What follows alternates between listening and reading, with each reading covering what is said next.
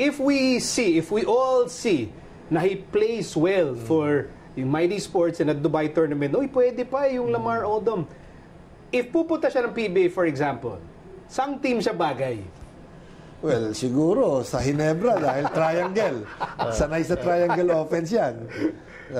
Under kay Phil Jackson. But another thing na dapat ay adjust ng PBA is the height. The height. Kailangan unlimited or sa handicap system, di ba? Kasi ang alam ko 6'8" below lang yung isang import laden tournament.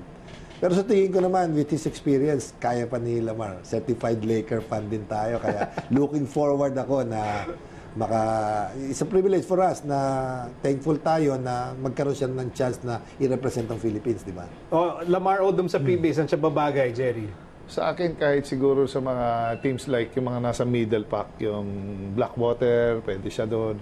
Yung mga may permanent big man, because of his versatility, he can play multiple position. He can siguro bring some stability. Siguro nasa coach na yon on how to manage yung expectation ng, fans, players.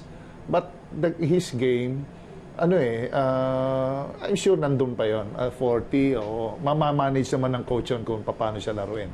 Yan. And then if he goes to the ABL naman, mas mapapalago pa niya yung game of basketball in the Asian region.